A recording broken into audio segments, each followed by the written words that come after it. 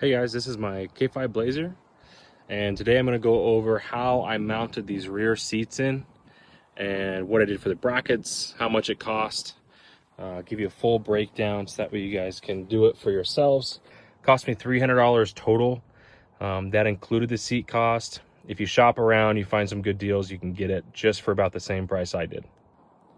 So real quick, I'll go over the seat positions again. This is the 50-50 split in their normal position.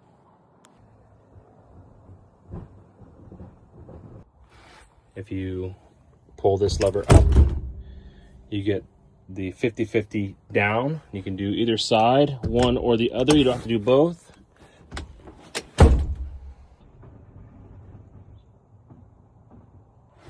And then the second lever pulls it forward and it stays there. It's on a lock, so you can't fold it back down. Same with this one. Fold it forward. So now you've got plus 16 to 20 inches of cargo space to add here, just on a dime. And then finally you can pull them out, push secondary lever up, pull out, and they slide out. They are a little heavy. They're like 50 to 60 pounds each, much more manageable than a full bench, and it comes out in literal seconds.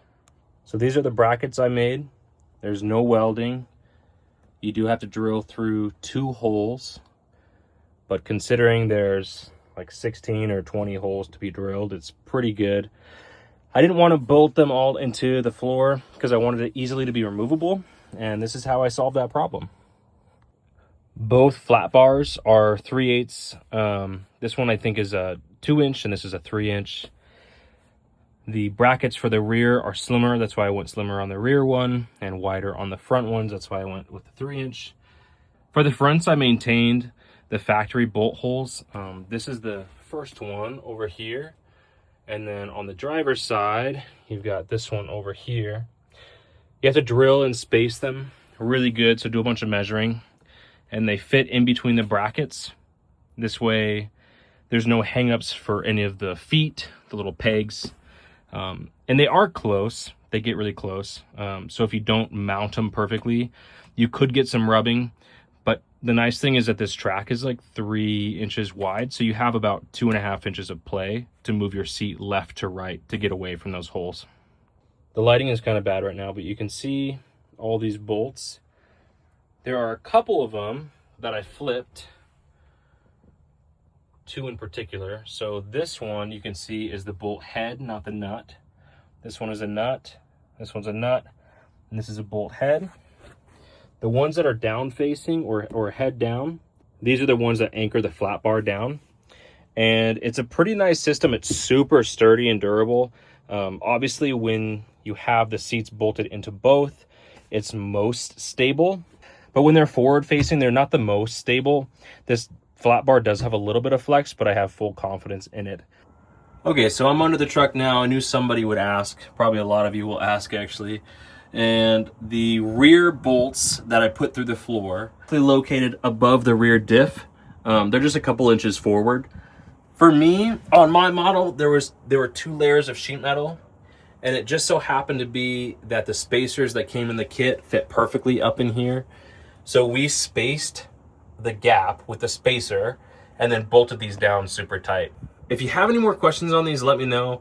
I feel like it's pretty self-explanatory on how we did this. I'm not real sure if you can see there, but there is a gap, and that's where the spacers went that we used. We only used 2 of them, and this is where we used them at. If you know anything about these square bodies, the floor is ribbed, so there's lumps or hills and valleys. I tried my best to make sure that these were in the valleys when possible, and then also I have carpet and sound deadener. All that extra spacing allows for the bolt heads to not cause a huge issue with fitment issues. These are the factory rear holes. We kept them with the bolts in them just in case I wanted to run some type of tie down. I think I will in the future because they're pretty good and they're super durable. The brackets I have, I will put the link down below. I think they were $50 to $55 depending on when you get them. That kit comes with the brackets, the grade 8 bolts, the nuts, and spacers if you need them. Both of the flat bars I got were from Lowe's. That's just what was open on the weekend when I was working on this. That one, I think, was around $40 for a 4-foot section by 3-inch by 3/8. And then this one was about $30. And together that ran me $70. So plus the seats were $150. So I think that's just under $300 for the whole kit, which I think is super reasonable considering that the Merrick's Garage one is like $400 just for the mounts themselves. But for the money, this works great. It's super stable. I feel really confident for my girls. I'm not worried about them flying out. Like I said, all these bolts are grade 8. I have it directly bolted to the floor. The factory bench was only 4 holes to begin with. And when the seat is mounted both front and back, it's a super stable unit. I will do the old pull test for you guys. So I'm shaking the whole truck. So here's where I made an error. The lighting is terrible, sorry. These front ones, I used the front holes, like I said, for the bench. I didn't account for the fact that the front lip of the seat overhangs about 4 inches from the bolts, from the initial holes. So the seat itself is scooted forward about 4 inches further than the bench would have been. The tubs on all of these Blazers are different. Some of them, they have a further back footwell.